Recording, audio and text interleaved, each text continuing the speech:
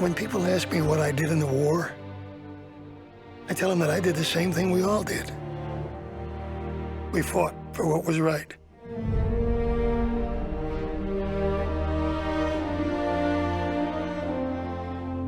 I've come to realize that there's nothing good about war, but there is good in why you fight wars.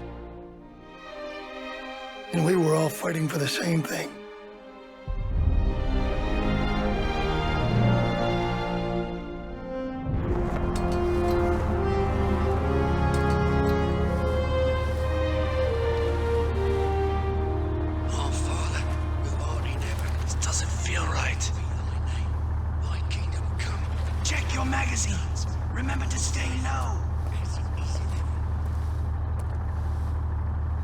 You know, Holt, when I volunteered, I couldn't wait for this moment.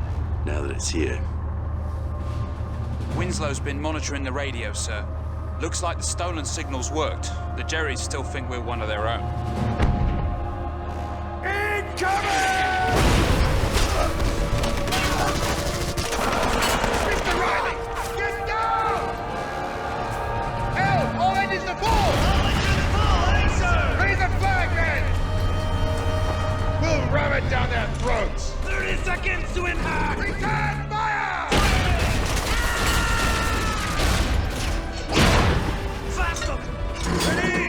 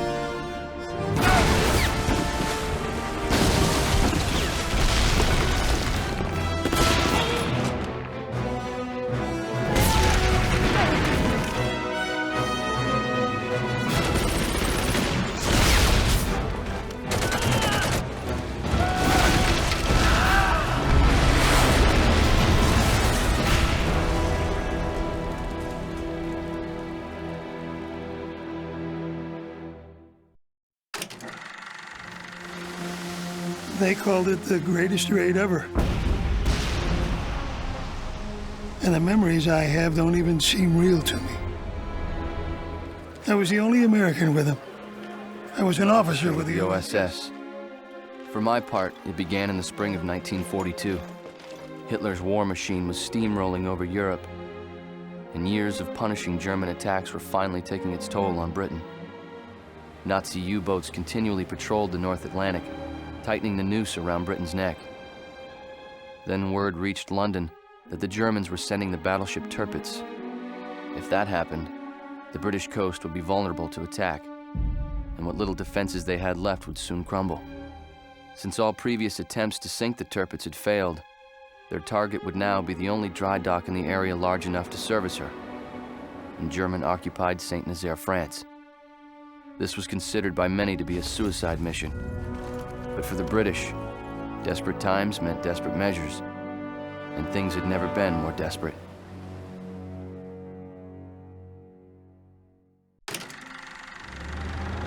North Africa was rough. I'd been assigned to the British 7th Armored. A bunch of guys they called the Desert Rats. Their elite force.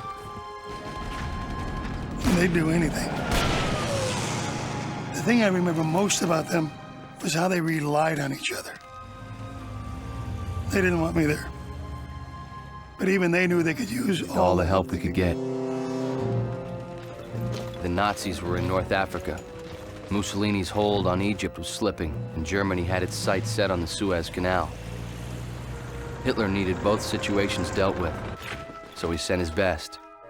He sent Rommel. The Desert Fox, as he was called, quickly ripped across the sands and reclaimed Egypt, then stood poised to drive towards Suez. Desert Rats were different.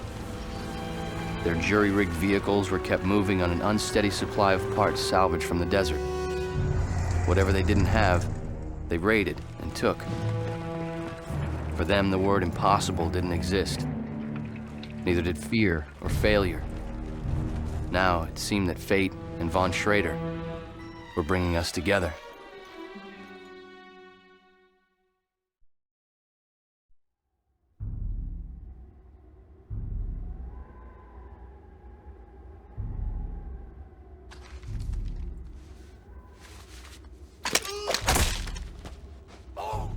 Right then, move it! Lieutenant Oak, what do you see? I got a bunker and a tank, far into the canyon.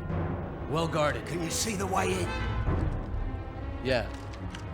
There's an opening at the foot of the cliff. All right, men. Search and destroy! Stalingrad was a miserable place. Bitter cold. The people there were trying to defend their city. And some of them didn't even have guns. They were getting slaughtered. Bodies everywhere. But they wouldn't quit. Those Russians would fight to their dying breath. I never forgot that. When after 2 devastating years of war in Western Europe, Hitler diverted his attention to Russia. By October, Leningrad was besieged, and the Germans had reached the outskirts of Moscow. Hitler now took command himself, and against his general's advice, ordered an attack from the south, on Stalingrad. Not wanting to suffer another tactical defeat, he concentrated his forces in an all-out effort to take the city. Stalin decreed that his namesake would be valiantly defended by the people. They would use bullets, clubs, even bricks if necessary to stop the Germans. For Stalingrad, surrender was not an option.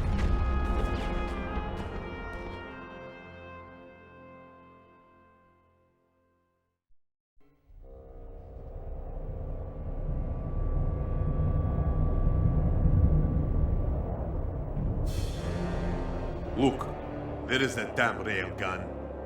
Our comrades across the river are taking a heavy beating from that devil. We have to take it out. And the radio tower. Quick! Let's go before it can do any more damage! Wait! Someone's coming. Don't shoot. It's me, Grigori. It's clear. There are only 2 guards at gate. Dmitri, you move up to the farmhouse. I'll clear the gate for the others. Very well, Comrade Bolt. We will meet on the other side. Well, it was snowing in the Ardennes. You couldn't recognize one town from the next. And I guess that's what a lot of us remember the most. Cold. And how it just never stopped snowing. We all thought it was over. The pain, the cold, the waiting. And we'd all be Going home soon. 600,000 Americans and 55,000 British were camped there. Judging it an unlikely spot for a German offensive, the American staff commanders kept the line thin, concentrating their troops at key points to the north and the south. I didn't know at the time, but this place was soon to become a crossroads. For the war, for von Schrader, for everything.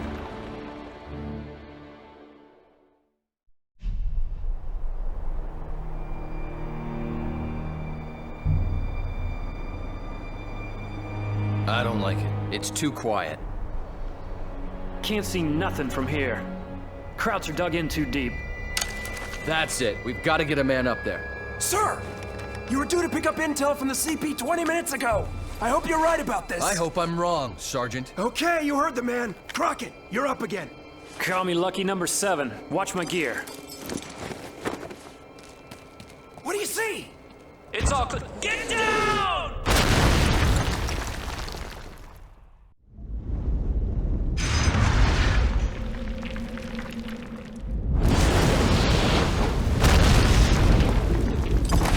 What the? It's Holt! He did it!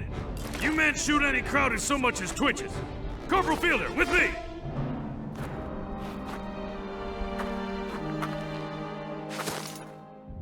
Holt! Thought we'd lost you there! What happened to Von Schrader? Dead. He's gone. It's all gone. Good work, Holt. Here, I've been ordered to give you this. The Krauts are falling back to Berlin. Our forces will be right behind them. Will you be following the action? Yeah. I'll be there. Then let's give them hell. Carry on, Lieutenant. Sir.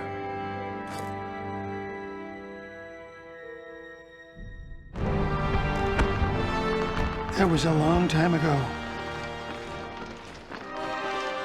For a lot of my buddies, the war was over. Some of them went home. Most didn't make it. When people ask me if I was a hero in the war, I think about the ones who were left behind. They were the heroes. I don't know how I survived, but I did. So I keep their memory alive. I owe it to them. We all do. For what they did.